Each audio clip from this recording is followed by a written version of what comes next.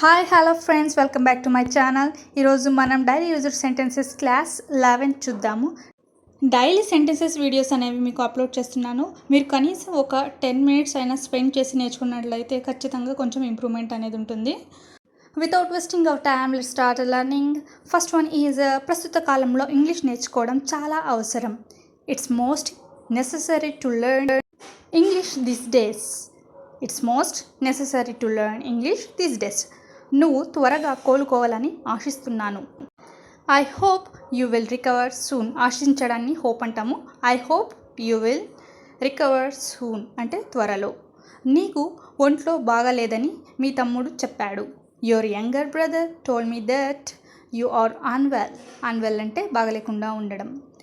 Your younger brother told me that you are unwell. మనం అతనితో అలా మాట్లాడి ఉండకూడదు. We should not have talked to him like that. అతడు నాకు తెలియజేసి ఉండవలసింది. He should have informed me. నా దగ్గర డబ్బుంటే నేను ఖర్చు పెట్టి ఉండేవాడిని.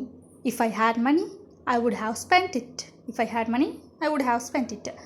నీవు నన్ను పిలిచి ఉంటే నేను వచ్చి ఉండేవాడిని.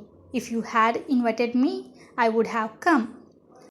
దొంగ వాళ్ళు ఇంట్లో వస్తువుల్ని దొంగలించి ఉండవచ్చు. The thief might have stolen articles in their house.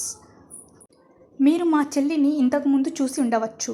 You might have seen my younger sister previous. You might have seen my younger sister previous.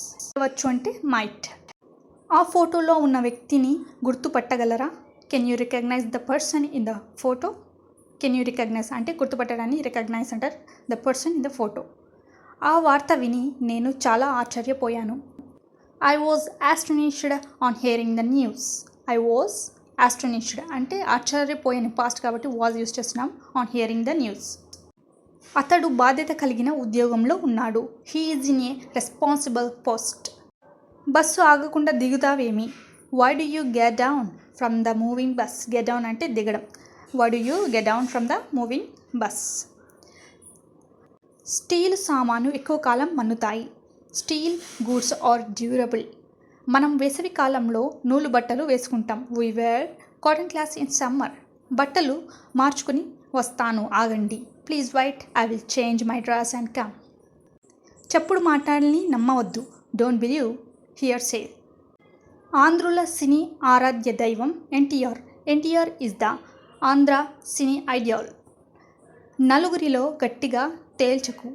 Don't belch in public అంటే తేల్చకొనడానికి బెల్చ్ అంటాం. నీవు అక్కడికి వెళ్ళకూడదు. You are not suppose to go there. You are not suppose to go there. ఎంత కష్టపడ్డానో అంత రాశాను.